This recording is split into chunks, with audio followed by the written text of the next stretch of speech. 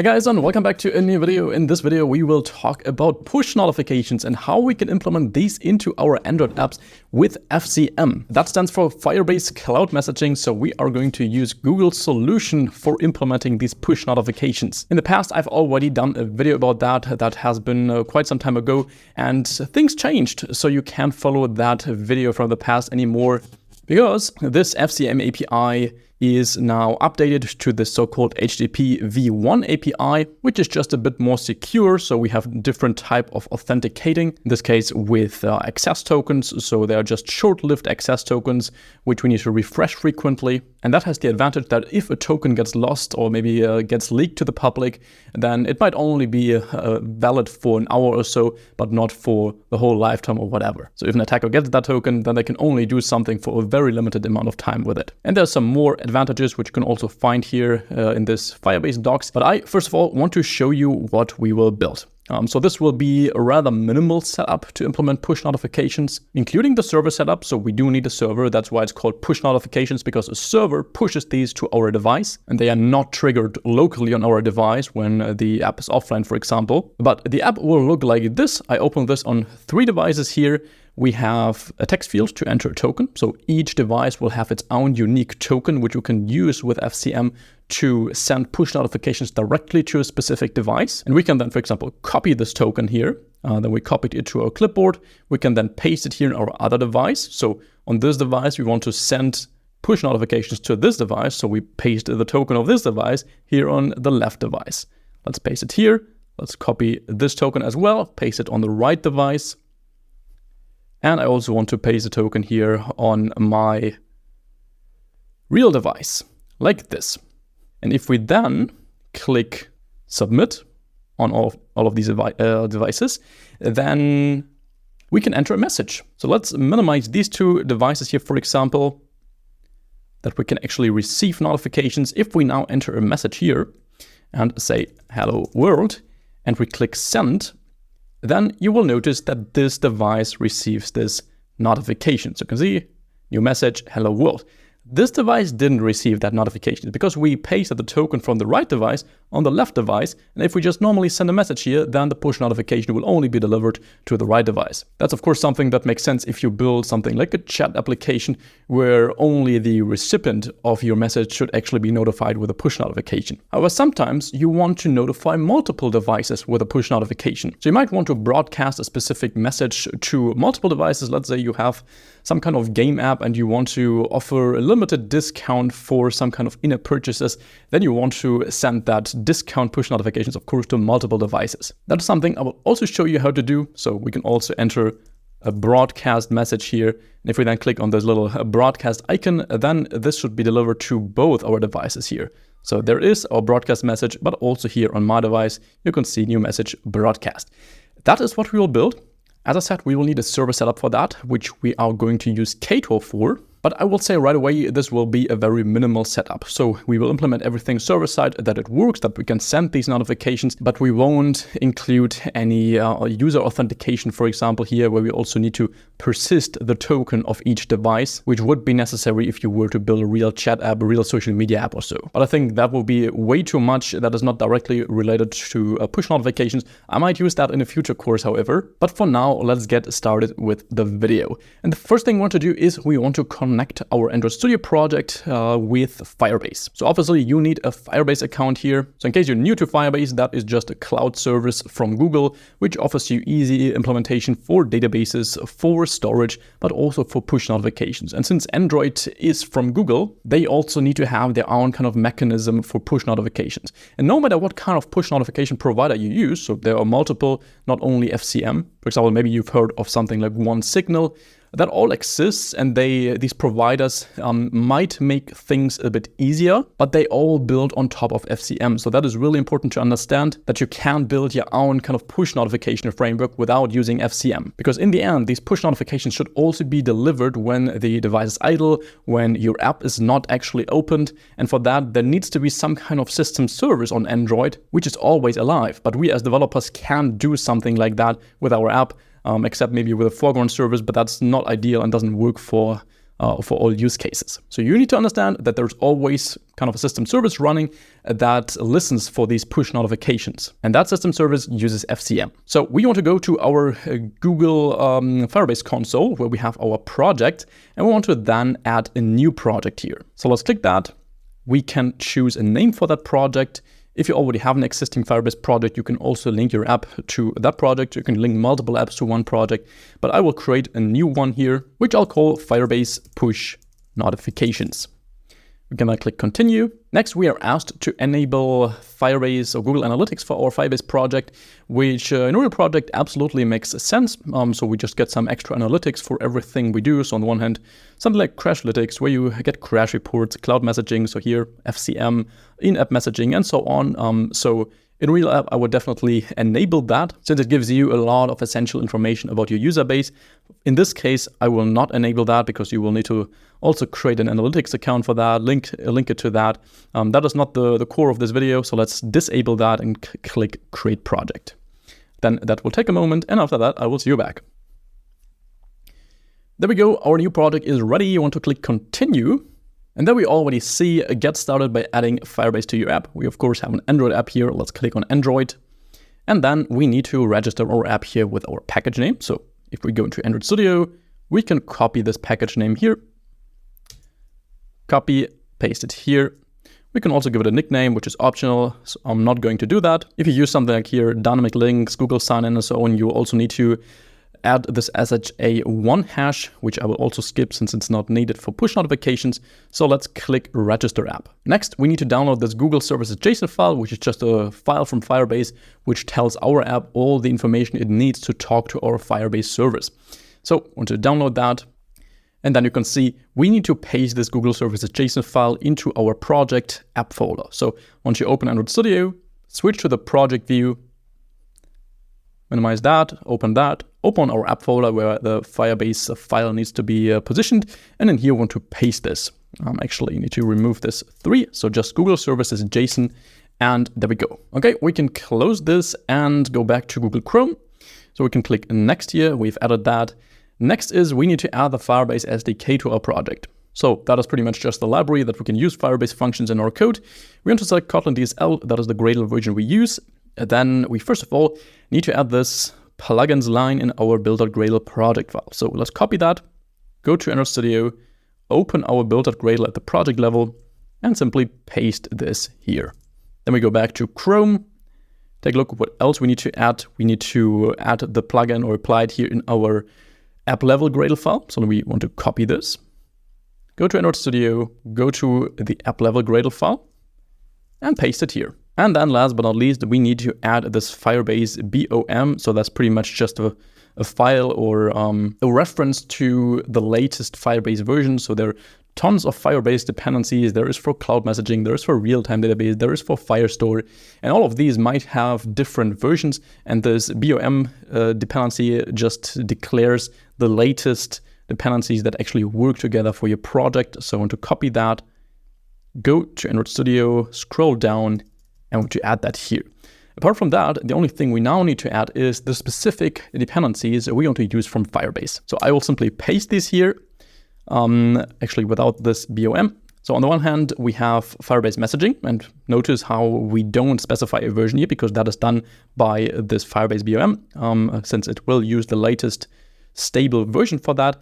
And I also added retrofit because that is what we will need to later talk to our backend server or Kato server that we will build here. So we can click Synchronize now and go back to Chrome, where we can then click Next. You can see we're all set. We can continue to console, and that is how we now add our app to our Firebase console. Okay, back in Android, and we can now get started coding. We can first of all close our Gradle files. The first thing we need to do is we need to create a push notification service. So that is just a background service that comes directly from the Firebase dependency, which will be used by Android to just listen to incoming push notifications. And we need to just create a service reference for that. That will be very simple. Just open our, let's switch to the Android view. Let's just open our project. And in here, I will create a new class called push notification service, like this, that will inherit from FCM, is it Firebase messaging service. Yes, that's how it's called. And we also need to add that service to our manifest so that it's actually used by our app. So open our manifest, and below this activity, we can declare a service. Service. And it already suggests our push notification service. For the service, we actually want to declare a body, and specifically we want an intent filter here. So with an intent filter, we can filter the incoming intents that we say this service should only listen to a specific type of messages. In this case, that a message is incoming, a push notification. So we can say we specify an action here where the name of the action is google.firebase.messaging event. Doesn't suggest that, but believe me, that will be correct. So this service will only listen to incoming messaging events. That is how Firebase calls these. And we also want to set exported to false.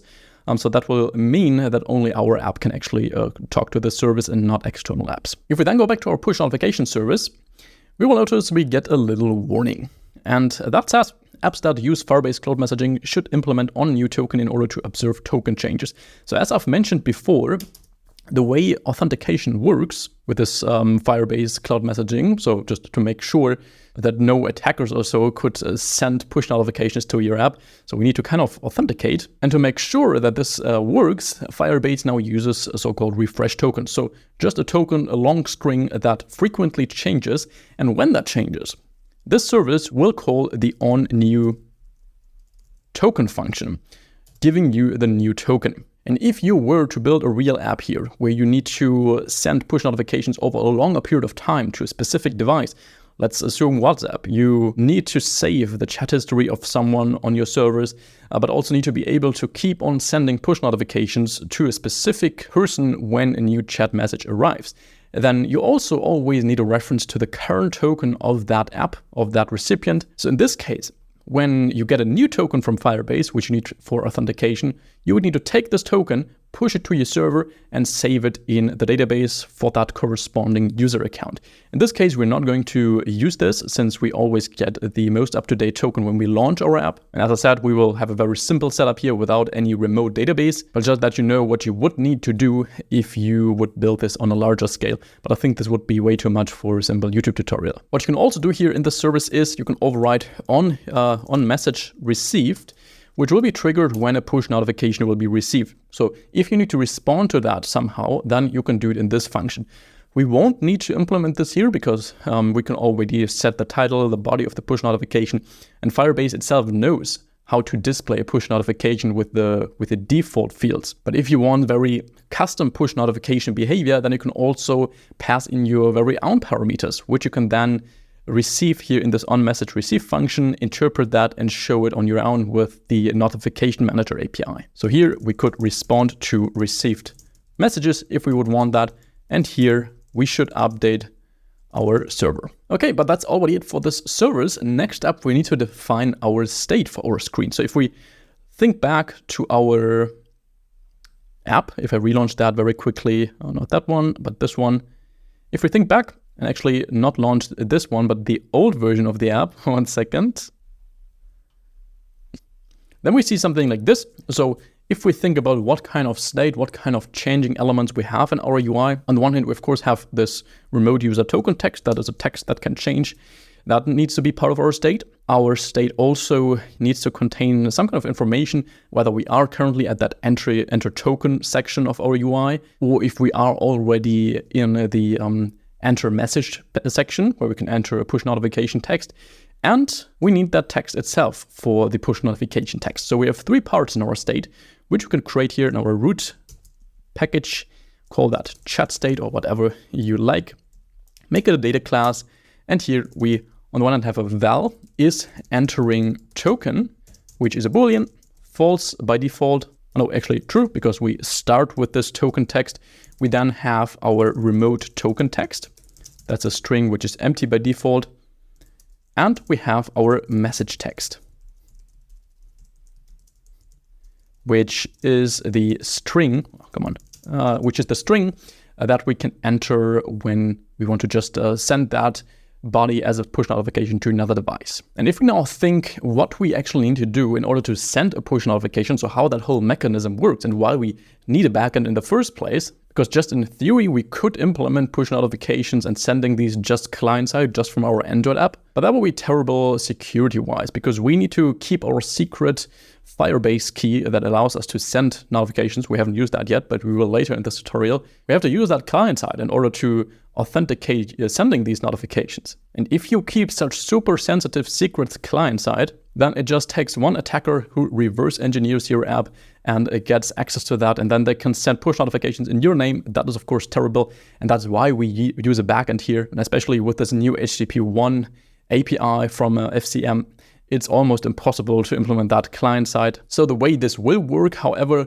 is our client will make an HTTP request to our server when it wants to send a push notification, and it will just include all the information we need for that. So the title of the notification, the body, and potentially more if we want that. So of course also the recipient. So it will also attach the token of the app we want to send this to. But that is all the information our client will send to our server via an HTTP request, and the server will then interpret that and will send, or will actually trigger the real push notification, because the server, of course, has this secret from Firebase which authenticates the server to send that notification. And since we completely own the source code of the server, we don't distribute that to our users, that's a much safer place to keep such very sensitive secrets. So the next part is we need to create kind of a body, an JSON body, which we want to send to our server. And if we use retrofit for HTTP calls, we just do that as Kotlin data classes. So new class here called send message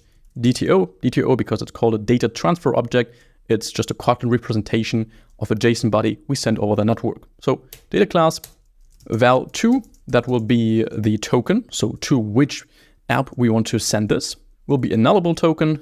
So if this is null, we will instead broadcast the message. And we want to have a notification here, which will be of type notification body. This is a class we want to create here. So data class notification body, which will contain a title and a body. So that is the minimal fields we actually need to display a push notification. Of course, you can display much more. You can pass multiple strings for multiple languages here, so they are properly interpreted.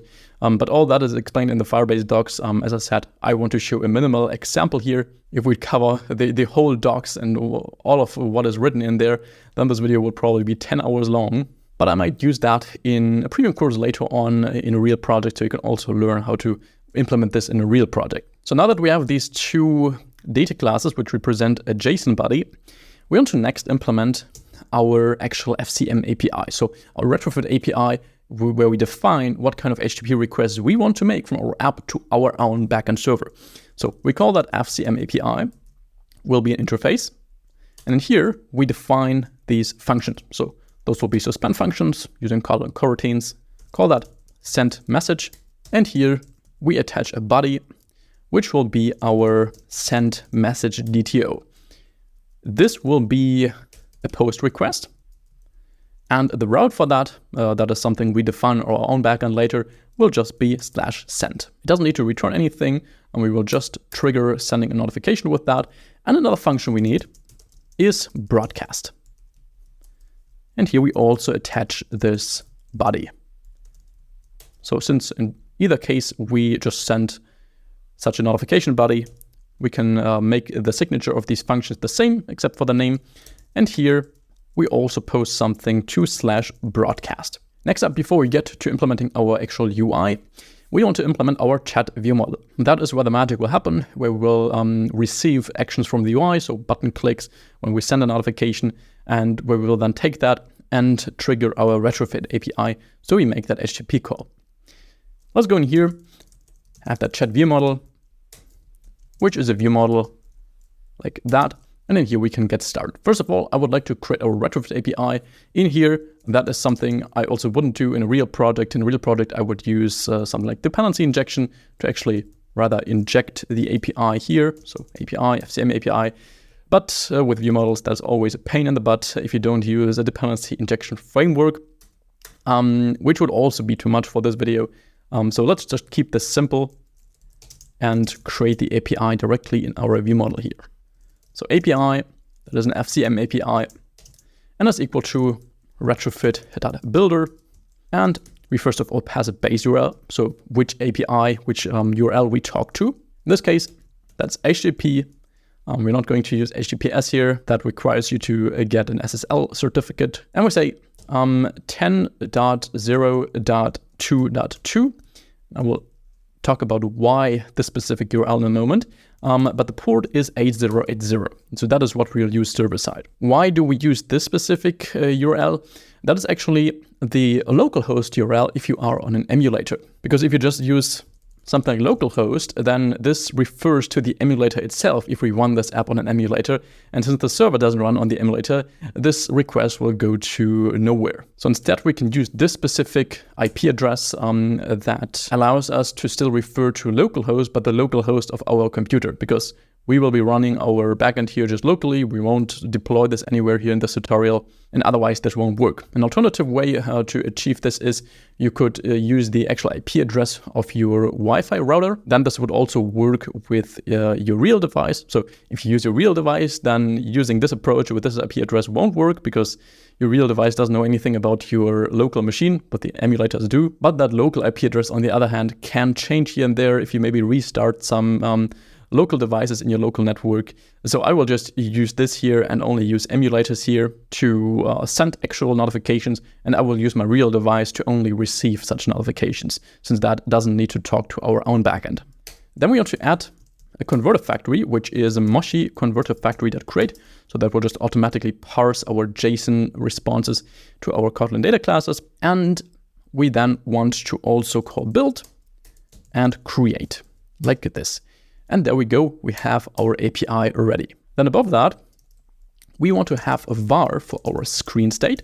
So var state by mutable state of, and we pass an empty chat state reference. Alt enter to import that, alt enter again, make that a private set so only the ViewModel can mutate that state.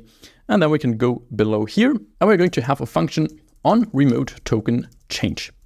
So here we have our new token, which we're going to trigger when we just read in the token. So when we just paste another device's token in our own text field in the app, where we would just update our state. State is state.copy, and the remote token in this case would be the new token. Then we next want to have another function to submit the token. So let's call it on submit remote token like this. And here we say state is equal to state.copy is entering token is false. So then we just want to switch to our chat view of our UI. And last but not least, let's copy this, make a function for on message change. So when we type a message, then we get our message here. And we say, okay, our message text is our new message. So much about the state updates. One more function we need is, of course, to trigger sending a push notification. That is where the magic happens. So let's have a function send message. And here you want to pass a Boolean, whether that is a broadcast or not. So depending on which icon button we click on right here. So the left one is sending a message to a specific recipient, and the right one is just broadcasting it to all known devices. So in here, we're going to now execute our API calls with retrofit. We do that in ViewModel scope in a coroutine. And we first of all need to construct our message DTO. And again, I won't apply any real architecture I would use in a bigger scaling project here, where you wouldn't use these DTOs directly in the ViewModel. But for the sake of simplicity, let's do that here. And this is actually absolutely fine in a smaller project, so you don't need to overcomplicate such things with clean architecture in a project where you just send a few messages to each other's device. But if you want to build something at scale, then I wouldn't do it like this. Just as a disclaimer, because people will come, oh, Philip, you shouldn't do this. It depends on the project. So we will construct our send message DTO. 2 will be whether we are going to broadcast or not. So if we're broadcasting, then there should be null. So then we don't want to send our notification to a specific device, but to all of them. And else, if we specify a specific recipient, then we are going to use our state remote token. And the actual notification will be a notification body. The title, I will just hardcode here to new message. Of course, you could also make that flexible depending on some kind of state, but the body will be flexible here depending on our message text. Now that we have this message DTO, we can check if we are broadcasting. If so, we trigger our API.broadcast, we pass our message DTO, and else if we send this to a specific device, then we just call API.sendMessage with our message DTO. And just in case something goes wrong, we should surround this with try and catch. On the one hand, HTTP exceptions, or we just print stack trace, and we would like to catch IO exceptions. For example, if the device is offline and the API request fails because of that. So let's move this in here in the try block. And last but not least, we want to update our state, or let's actually only update that if our request succeeds. So state is state.copy, and the message text is just an empty text again. So we just clear our text. And that is it for the view model. We can then use this in our UI, which we're going to build right now. And I would like to start with our enter token dialog. So right here, this is actually a dialog. Not sure why it shows as a blank white screen on this device, but if we use the different device and relaunch this, you will notice that it's actually a dialog right here. And that is what we're going to build. Go in here, called enter token dialog, make that a file, and here we have our composable enter token dialog. What does the dialog need? On the one hand, the token that is entered in the text field, of course. It needs an onToken change lambda, which gives us the new token when it changed. And it takes an onSubmit lambda, which is triggered when we click on the submit button. Okay, so how does this UI look like? First of all, we need a reference to our clipboard manager because we have this button, which we can click to copy the token to the clipboard. And for that, we need the clipboard manager. So we can refer to local clipboard manager.current to get that. We will later on need a context reference, which we can also get from local context.current. And we need a coroutine scope reference, which we can get with remember coroutine scope. So we can execute asynchronous stuff here in our dialog. And then we're going to define that dialog composable. It has an onDismiss request, so that is fired when we click outside the dialog, for example, or we just want to hide it. But in our case, we don't want to hide our dialog, so we want to foreshow that in all cases until we click submit. So we can't click outside here to actually close this because we definitely need that token in order to use the app. That is why we also need to define these properties, dialog properties, where we can say, okay, dismiss on back press. No, we don't want to dismiss the dialog when we press the back button since we want to foreshow it. And we also don't want to dismiss it when we click outside. So that's also false because otherwise this onDismiss request lambda would be called when we click back, when we click outside, but we don't want that. Okay, then inside of this dialog body, we will just define a column. The first element of the column will be our text field, and then the second element will be a row that consists of these two buttons. So column, that needs some kind of modifiers. Not the Java modifier, this one here. Let's give it some padding, only horizontal one though. So 16 dp, Alt Enter to import dp. We then fill the max width, considering that padding. We then want to clip it to a rounded corner shape of 5 dp rounded corners. We give the background color of material theme dot color scheme dot surface, and we then apply padding to the actual content of our dialog, and that will be applied to all sides. So this first padding refers to this side here, that we at least have a minimum padding of 16 dp here, and then we fill the max width considering that first padding, and this padding in the end, which is applied after applying our background, will then push our content in the middle of our box by 16 dp. So then let's have an outline text field in here. The value is just our token. On token change, well, actually on value change should be our on token change lambda. Modifier is just modifier fill max width. So we fill the whole width of our dialog. We have a placeholder text, which is a text composable, and the text is remote user token. We also want to set the max lines to 1. So our text field will always have one line and doesn't expand when the token is very long. And it seems like we need to add this experimental API here this annotation, so opt into that. And then we get rid of the warning. Next up, we need a spacer, or we want to have a spacer that is 16 dp high. And then, as I said, we need a row, which includes our two buttons. So this row will have a modifier of modifier.fillMaxWidth, and we want these buttons to stick to the end of the row. So arrangement.end. Okay, inside here, we're going to have a button, actually an outline button first. Outline the button. And when we click that button, we want to, in this case, copy the local token to our clipboard. So this is now this copy token button. We could also propagate this to the view model, but there we don't have access to the local clipboard manager, which we do have here. So let's just copy the token here directly when we click this button, create this lambda, and create the button body. The text will be copy token. And when we click here, we first need to read the current token from Firebase, which is an asynchronous operation. That is why we need this coroutine scope. So we launch a new coroutine here, and the token will be equal to Firebase, this KTX dependency .app messaging.token. And you can see that returns a task. So a task is always something that executes in the background that is asynchronous.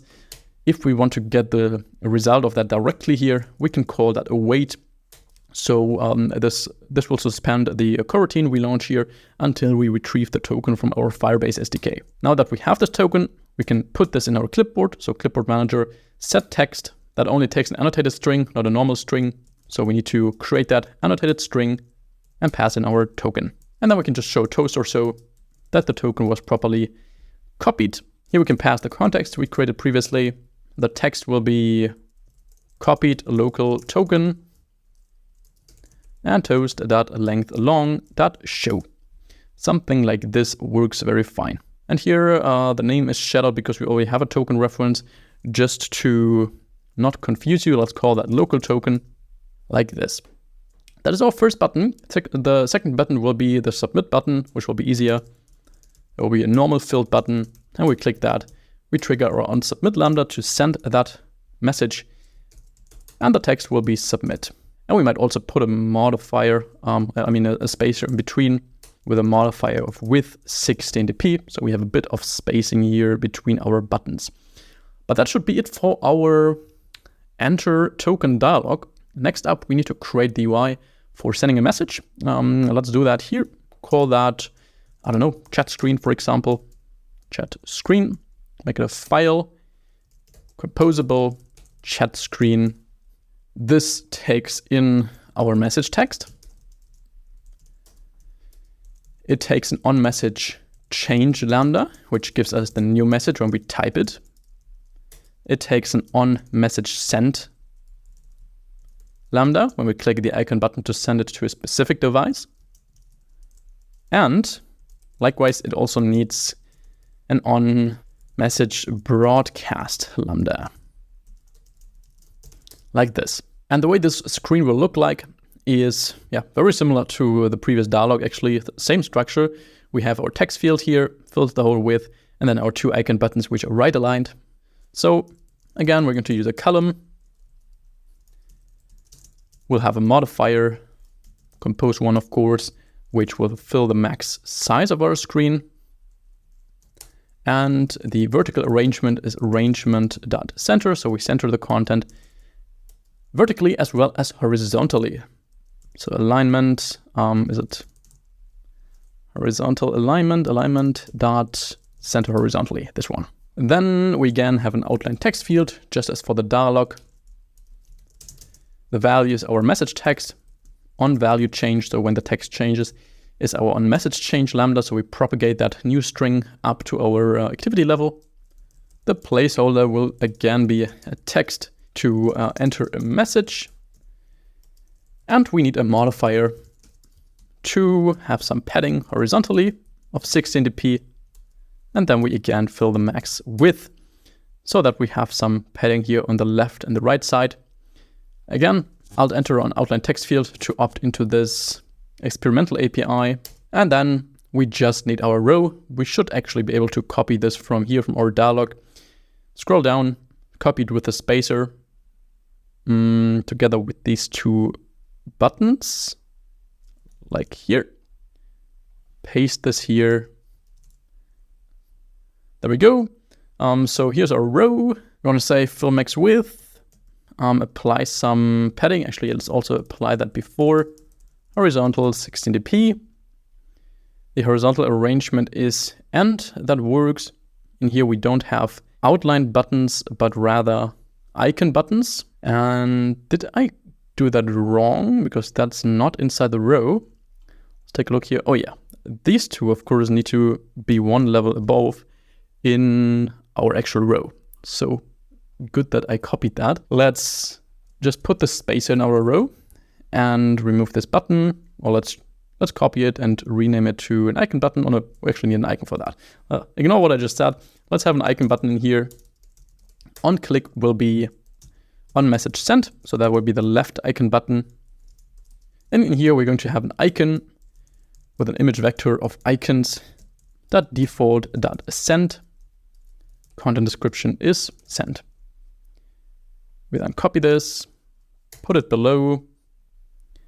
This one will have a share icon, which I think is the closest to broadcasting a message in the default icon set, and call that broadcast. This should trigger on message broadcast, and then we're done with our chat screen. So last but not least, for our app at least, we want to open our main activity and include our UI here. So let's get a reference to our ViewModel, private val ViewModel. That's a chat ViewModel by ViewModels, like this. And in here in our UI, we have a surface. This surface will have a background. It's actually a color, I think.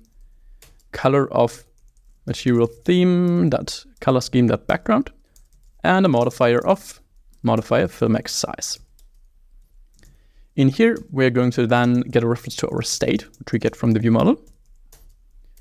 We observe that here, then check if our state is entering token. So if we are currently at the enter token dialog, then we show that enter token dialog. Token is state.remote token. The on token change lambda will be delegated to our ViewModel on remote token change and on submit as well. On submit remote token. Else, so if we are at the messaging screen, at the chat screen, we want to also show that, of course. The message text will be state.message text.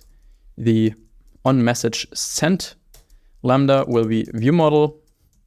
Actually, here we need a real lambda since that has a parameter. So ViewModel sent message is broadcast is in this case false, since we want to send that to a specific device. And on message broadcast will be the same. Just that is broadcast is true in this case. And we need the on message change lambda, which you also just delegate to the ViewModel like this. That is it for main activity. No, not yet. One more thing we need in order to show notifications is, of course, we need notification permissions. That is something, fairly new that Google introduced. For that, let's go to manifest, scroll up, uses permission,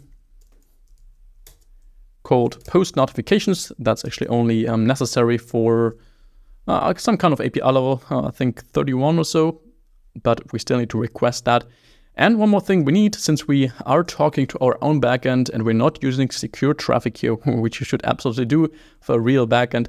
But if you talk to your local backend and you don't have HTTPS, you need to set the user's clear text traffic to true. So you just declare that in your network security policy. Hey, I'm aware that this is a danger, but I really know what I'm doing. And in this case, I need my app to send data unencrypted to our own backend.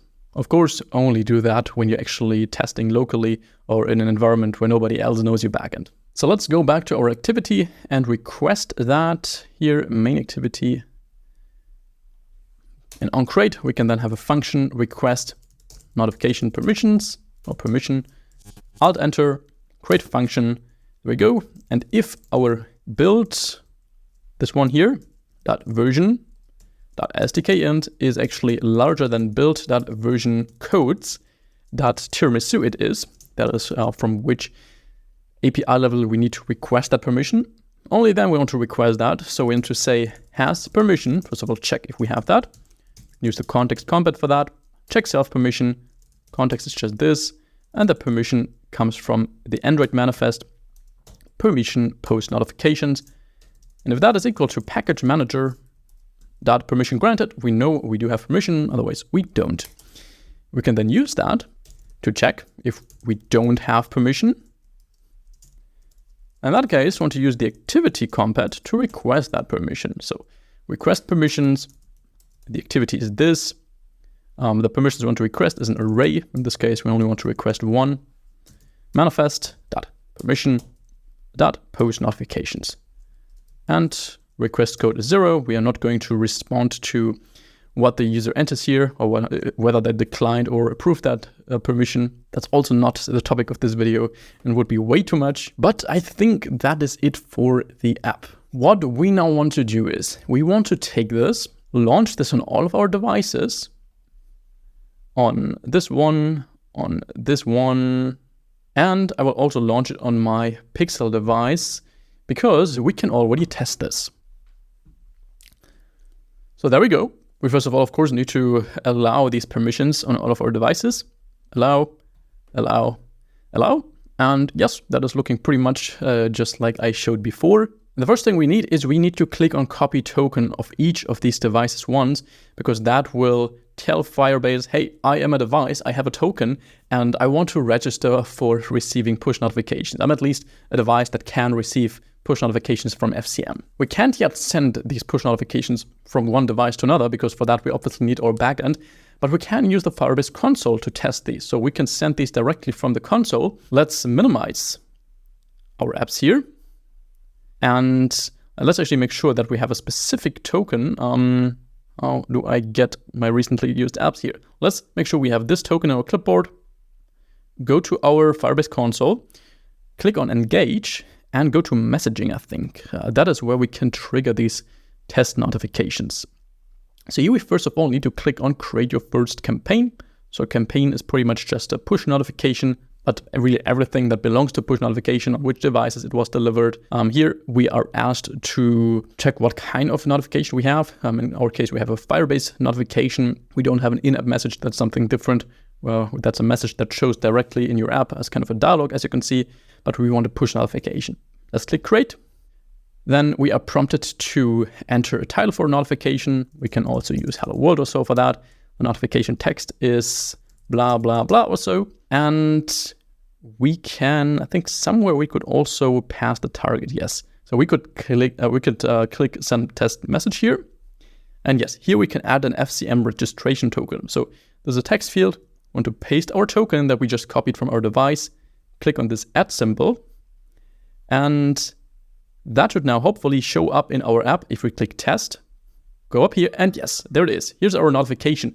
One thing that is very important to actually make this notification show up, be logged in to your Google account on your emulators. That is, of course, not the case by default, because otherwise it can really happen that notifications don't show up. So just make sure to log in, go to your settings, accounts, and then add your Google account. Of course, if you're testing this on your real device, that doesn't happen because there you are always logged into your Google account. But you can see that is very well working.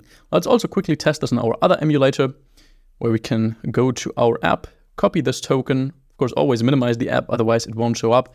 Because notifications only show up when when your app is actually not in the foreground. We could also test this if we actually turn off our screen. Actually, let's try something else to show you that's really a push notification. Let's close this app. So the app is closed. There's nothing really running from that app. Minimize, actually make the screen off. And then we click test message, add another token. So the one we just copied. Click add. And now you want to send the notification here. Click test. And is something happening here? I at least heard a sound. If we now turn the screen on again, there we go. Here's our notification. on this device as well. So that is working perfectly fine. One more thing that isn't working yet in regards to our app is broadcasting messages and receiving broadcasts. So how does our app know that we really want to, that it should receive a specific message in that was broadcasted? For that, we want to go back to Android Studio. It's really just a little addition. Go to our view model. And here we want to add an init block, which is fired when the view model is initialized. We want to launch a coroutine here in view model scope.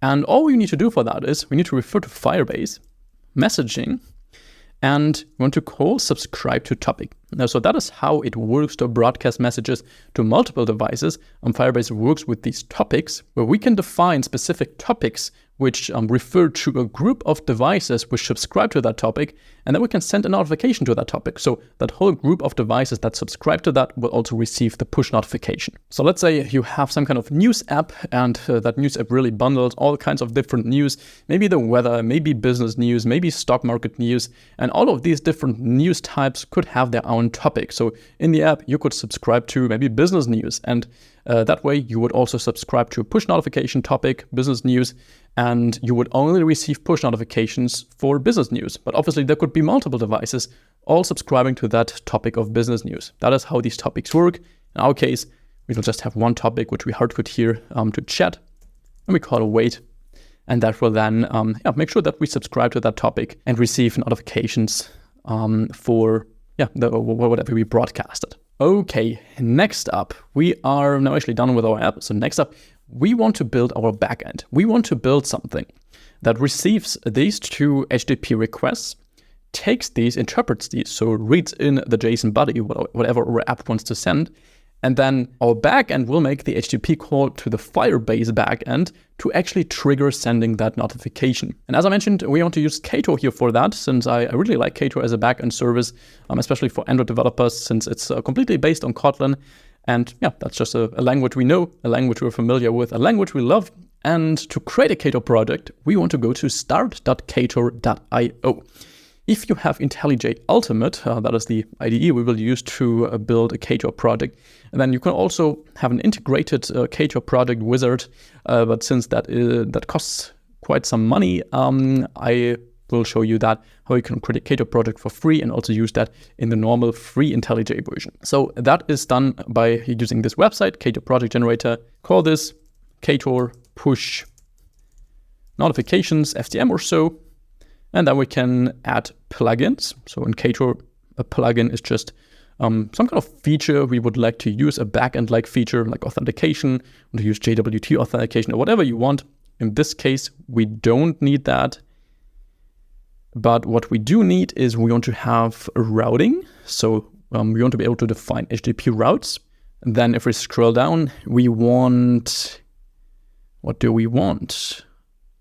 We want call logging. So that we automatically get logs when incoming HTTP requests are received. We want content negotiation and Kotlin serialization, so that we are able to parse incoming JSON content. And I think that should be it. Let's click on minimize here. Oh no, what did I do now? Let's go to the very top. Somewhere we need to configure our project. Yes, on settings, I forgot something. We want to adjust the project settings just to make sure we have a real package name here. Choose Gradle Kotlin. The Cato version is 3.0.0 beta. I would like to use that one because I want to minimize the risk that a Cato update deprecates this tutorial very early. So I want to use the latest possible version here. Then the engine is Netty, so just what drives our backend server, and the configuration will be in a HOCON file. So that's just a configuration file for our server, what the IP address is, what the port is, and so on.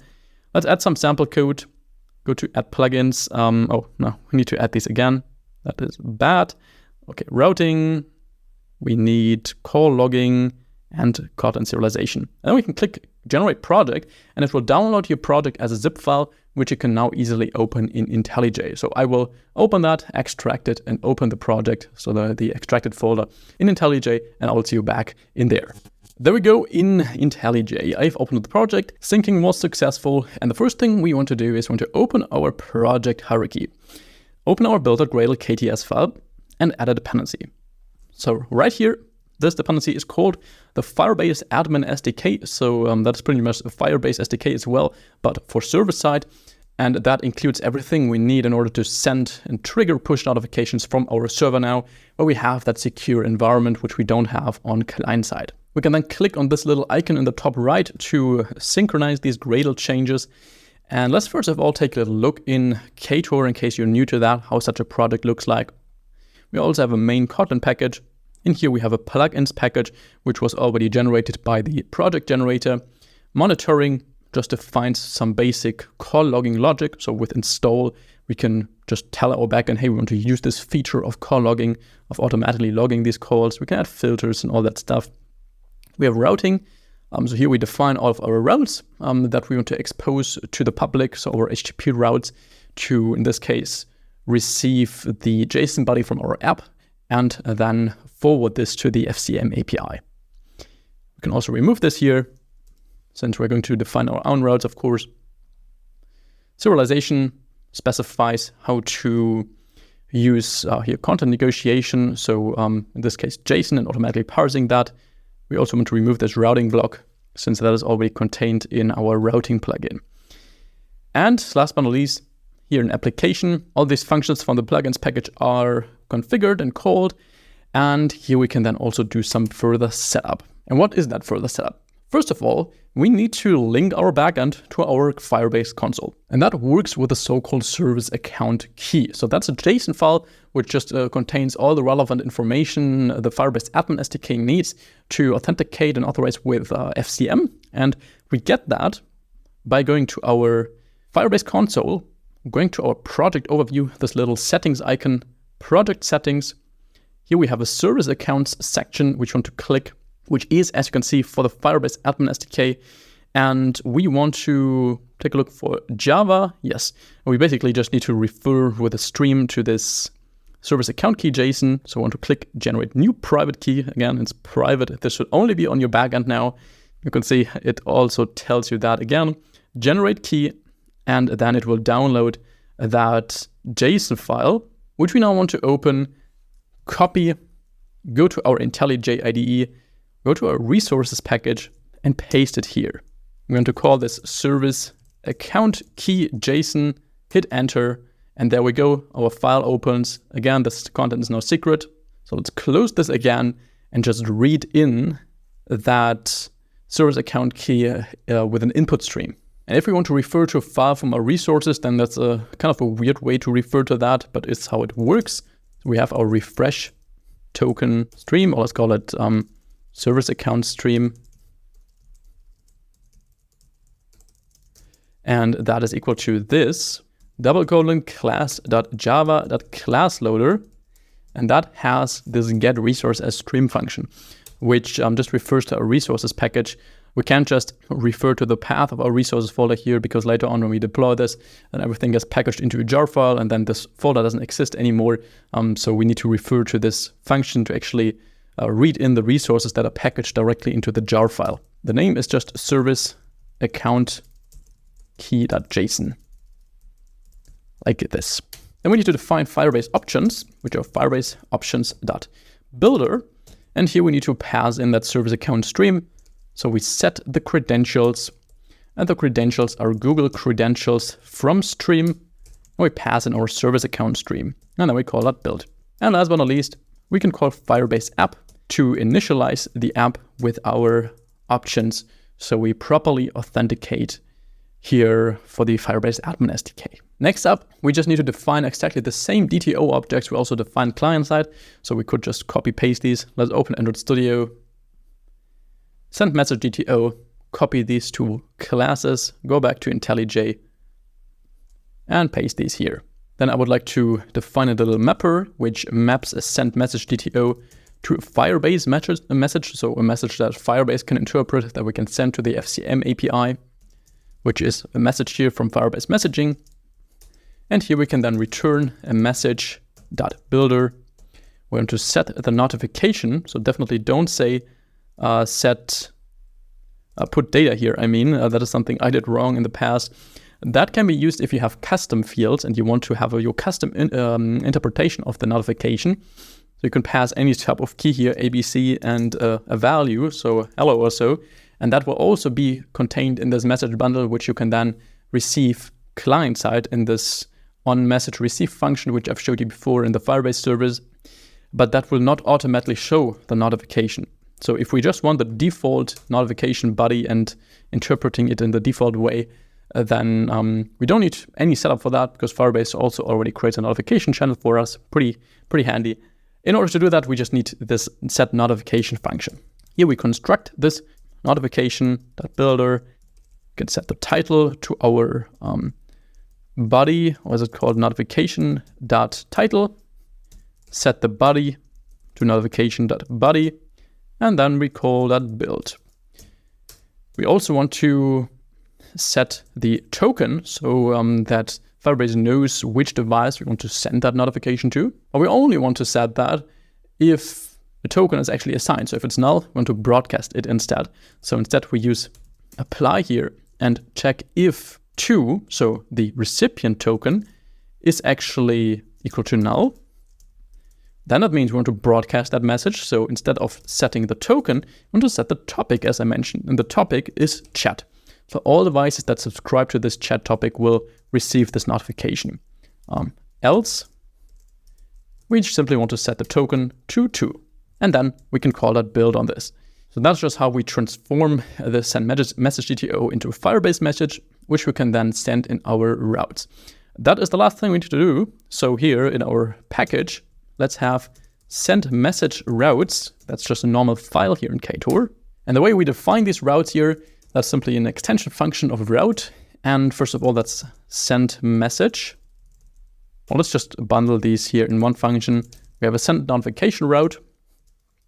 And in here, we then define that we have a route. We specify the path of it. So the HTTP URL we need to send something to. In this case, it's /send, what we also defined in our retrofit API interface. And in here, we then define whether that's a GET request, a POST request, PUT request, and so on. In this case, it's POST, just like this. Here we get a routing context, which we can then use to also get the incoming data, the incoming JSON body. So val body is equal to call.receive nullable. It should be a send message DTO. So we're going to receive that send message DTO. If such body wasn't attached, then it will be null instead. And I think I imported the wrong receive nullable. Let's take a look again. This one here, it needs to be. So without this type info, send message DTO. And then if that's null, we have a run block where we say call.respond with bad request. Actually, what's it called? Oh, also wrong import. Call.respond. We want this HTTP status code overload. So here we say bad request. That is the status code we want to return in this case. If there is no JSON body attached, then we want to tell the client, hey, that's a bad request.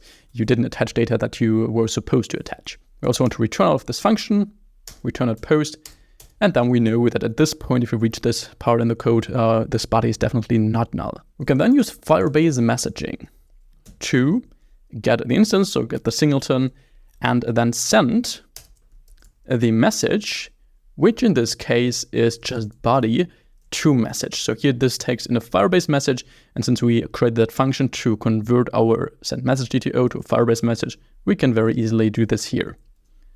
And that is it, how we trigger such a push notification server side. So once you have all that set up, it's super easy. It's just a function call. But here we also want to return OK. So we tell the client, hey, everything was fine. We sent the request to Firebase, and yeah, then we can just go ahead, define such a route below as well. For broadcasting, rename this to a broadcast, which is a different route. We again want to receive the same type of send message DTO. And we again want to send the message here. The message itself already contains that we want to send this to a topic in this case. So we don't need to change anything here, really just copy paste and changing the route here. You can see the function is currently unused. So Ktor doesn't really know that this exists.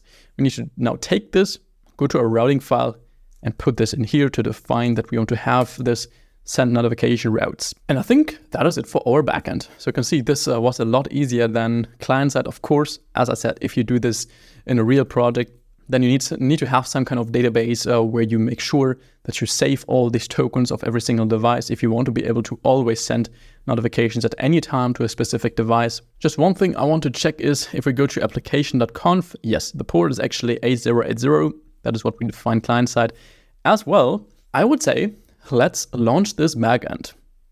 In application, we can click the little play symbol next to our main function, run application KT, and we should hopefully not get any issues.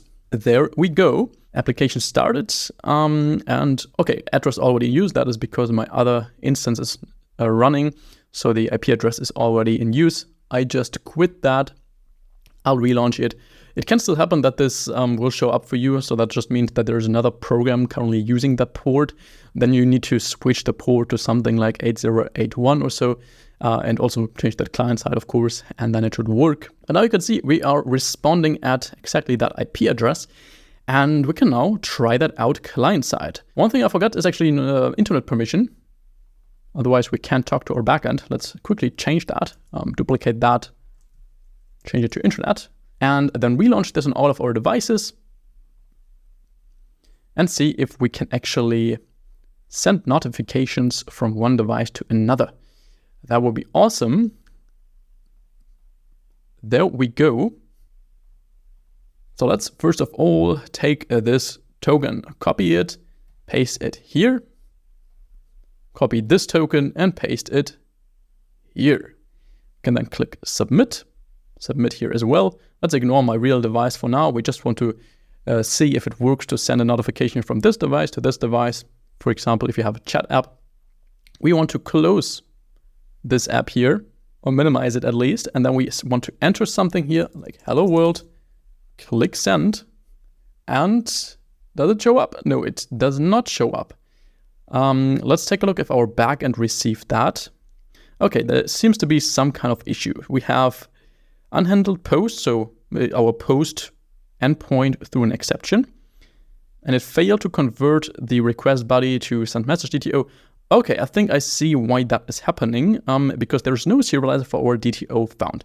Because we use Kotlin serialization here, we need to annotate these classes with serializable. That is how this works. So this one here, serializable, and this one as well. Relaunch our backend, and then try this again. Click send. And yes, now we receive the notification. So now that seems to be working. Let's also try it the other way around. If we go in this, inside of this app, and say, hello, YouTube, then click send, then that gets sent to this device. Again, of course, you need to make sure that you're actually logged into your Google account. That's very important. But if we now go to our real device, and just make sure we copy the token, but we just want to test receiving notifications here if we broadcast that. So we minimize that or even close it. Then we go inside here. Also make sure we maybe close this app, remove this existing notification, also maybe turn off the screen, and now broadcast a message, say broadcast, click on this broadcast icon, then do we get something? No, there was an issue as well, it seems. Field 2 is required for such type, but it was missing. Did I switch something there? So in send message routes, actually no, where is it? In send message DTO, if 2 is null, then we want to send it to the topic. If it's non-null, then we want to set the token. Okay, that seems correct. If we take a look in our app in the chat view model and take a look here, if it's broadcasting, we want to broadcast this, the message DTO, otherwise we want to send it. If we are broadcasting, we attach null, otherwise the remote token. So that seems correct. I'm not sure why that is happening. So our to field is definitely null right here. I think it might be because Kotlin serialization ignores nullable fields and doesn't include these automatically in the request. So I will take a look in that and then get back to you. Okay, I still don't fully understand what's wrong here, but I feel like it has to do with Kotlin X serialization because we get a warning here. that the compiler plugin is not applied to the module, but it is actually applied. So if we take a look in our Gradle file, you can see the plugin is applied. Nevertheless, let's just switch the serialization library here, which makes this a bit easier to JSON actually. So let's remove this plugin, and let's also remove this Kotlin X JSON JVM, and instead add this line here, which I've already done. So JSON JVM. Then yes, synchronize this in the top right again. We can then get rid of these annotations in our send message DTO. These are not needed anymore. And we can then go to serialization. Here, this won't be recognized anymore. Instead, we want to refer to JSON to set that up for serialization. Remove the unused import or the wrong import, and then we can relaunch the server and hopefully see a working broadcast mechanism like here. So I still have the app open. We say broadcast, click broadcast. And this time, yes, we do get the message here on my device. New message broadcast, and here on the device with screen turned off, we also got this message here. So that's now working perfectly fine. We can still send messages to a specific device. Then it will only appear here and not on the other device, as you can see right here. So here we only have the broadcast one, but not this one. So I hope that gave you a good impression of how you can implement push notifications in your projects, as well as implementing the minimal setup for the back end. If you want me to make a bigger course where push notifications are a part of it, where we maybe implement that in a project with a larger scale, with multiple features, with multi-module architecture, then let me know that down below. And down below in the description of this video, you will also find some more advanced Android premium courses. So feel free to look around there and get whatever interests you. Thanks for watching. Have an amazing rest of your week, and I will see you back in the next video. Bye bye.